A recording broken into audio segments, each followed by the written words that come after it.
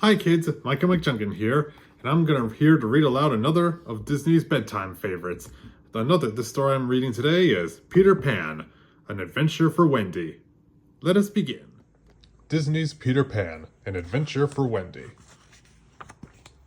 Peter Pan and the Lost Boys loved listening to Wendy's bedtime stories. Tinkerbell too never missed a telling.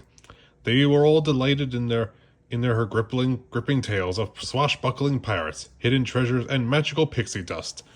But one night during story time, the Lost Boys all looked bored. Even Michael and John found their sister's tale dull.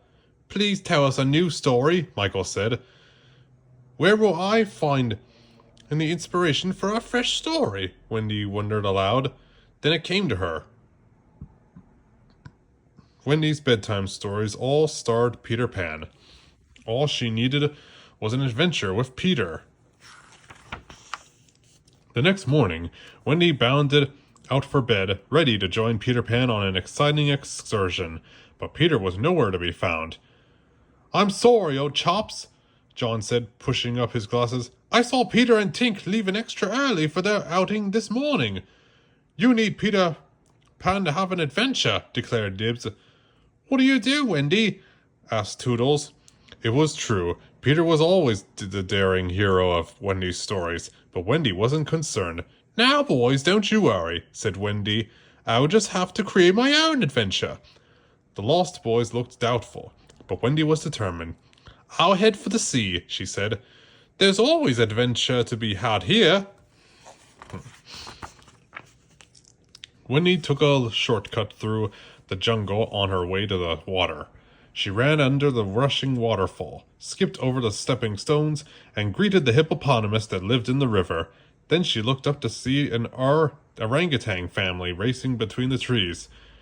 "That looks like a grand time," exclaimed Wendy.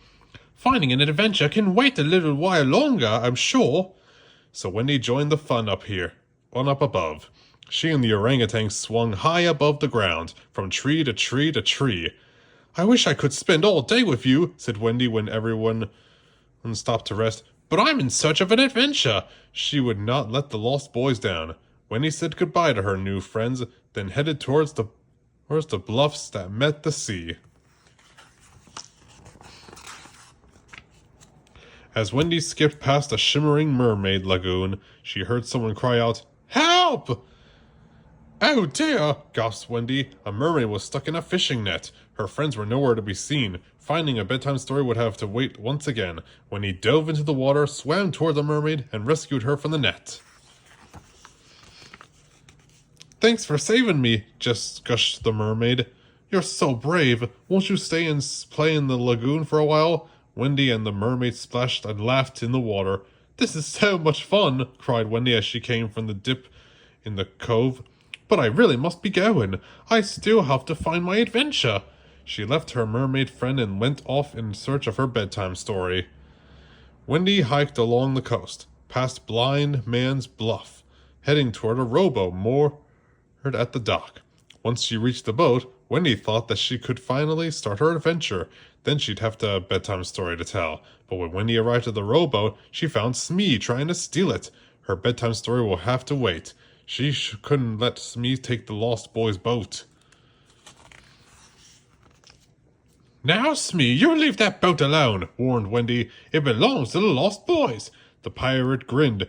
"You'll have to fight me for it first, little lass," he challenged. Wendy dueled with Smee using all the sword skills that she's learned from Peter, and a few tricks of her own.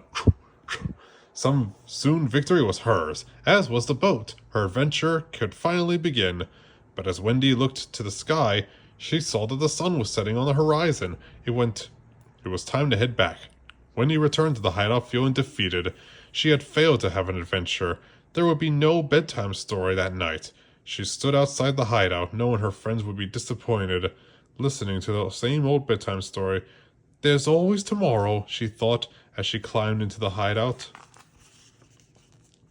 When the Lost Boys gathered around, Wendy apologized.